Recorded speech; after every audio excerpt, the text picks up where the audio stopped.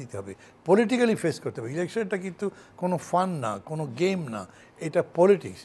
এবং জিয়াউর রহমান ওই রকম একটা জায়গায় অলমোস্ট ফ্রম জিরো এখন তো হিরো, পুরো দেশ পুরো পার্টি বিএনপির পেছনে চলে গেছে। জুবাইদুর রহমান কি ওটা পারবেন? ওই রকম অসাধারণ কিছু যদি তার মধ্যে থাকে, ওইটা আমি জানি না। কাজে যেই কথাটাই ফাইনাল, উনি আসলে আসবেন না।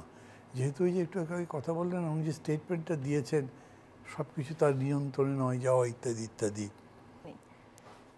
ডক্টর জাহিদুর রহমান একসময় আমার দলের সাথে ছিলেন, যুগ্ম সম্পাদক, মানে মোটামুটি ইনফ্লুয়েন্সার হিসেবে একটা প্রভাব বিস্তার করেছিলেন। এবং তিনি বেশ কিছু ভবিষ্যৎবাণী টাইপের কথাবার্তা বলছেন। তার একটা স্ট্যাটাস কয়েকদিন আগে দিয়েছে, সেটা বলেছে তিনি বিশ্বস্ত সূত্রে জেনেছেন তারেক রহমান নির্বাচনের আগে আসবে না।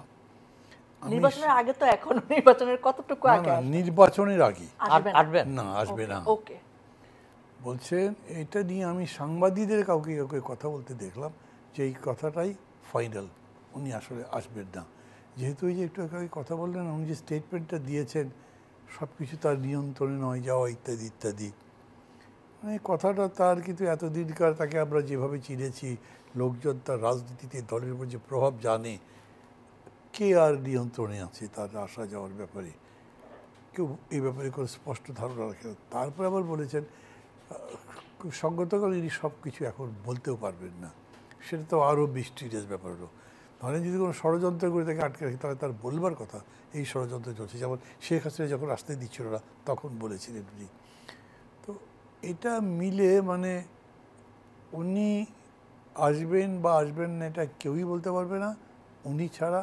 এবং এই পরিস্থিতিটা একটা সামগ্রিক অনিশ্চয়তার জায়গায় রেখে দিয়েছে আমি মনে করি। কিন্তু ডাক্তার জুবাইদা রহমান কিন্তু দেশে এসেছেন, এবং আপনার কি মনে হয় যে তার অনুপস্থিতিতে হয়তো ডাক্তার জুবাইদা রহমান ফেসটা হতে পারেন নেতৃত্বে? মানে অলিক কল্পনা করলে তো কোনো লাভ নেই। এখনো পর্যন্ত পরিস্থিতি যাচ্ছে না। আপনি কিন্তু সমস্যাটা ইলেকশনটা সামনে রেখে কথা বলছেন। যে পরিস্থিতি বিএনপির মধ্যে চলছে, যে জায়গাগুলো নিউজ আসছে সেটা একটা, বাকি বহু জায়গাতে মানববন্ধন তৈরি হচ্ছে, মিছিল হচ্ছে, মশাল মিছিল হচ্ছে যে প্রার্থী বিএনপি দিয়েছে তার বিরুদ্ধে। তারেক রহমান ওখান থেকে সরাসরি হ্যান্ডেল করেছেন এতদিন, এখনও হয়তো করেন, কন্ট্রোল তো হয়নি। তারা বলেছিলেন যে ওই 37 বা কতগুলো বদলে দেবেন সব জায়গাতে, যেহেতু ঝামেলা হচ্ছে, একটাও টাচ করতে পারেন নাই। জুবাইদা রহমান ওগুলো হাত দিতে পারবেন এটা ভাবলেই তো হলো না। উনি তো চেনেনই না কাউকে, উনি কি মনে করবেন এ না এ হতে পারে, তার তো কোনো এটা তার নলেজ নাই। না এই জায়গায় হাত না দিলেও ধরুন ক্যাম্পেইনের জায়গায় বা ফেস হওয়ার জায়গায়। ক্যাম্পেইন কার জন্য করবেন?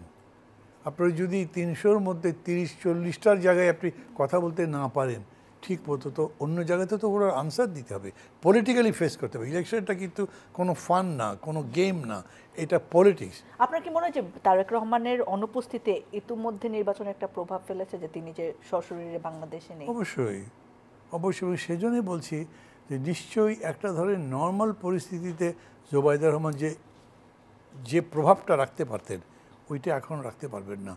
আপনি প্রশ্ন করতে পারেন জিয়াউর রহমান যখন এলেন কিংবা এরশাদ যখন এলেন তখন ওরাই দেশ কী চিনতেন, তারা পুরো দেশ তো কন্ট্রোল করে ফেললো।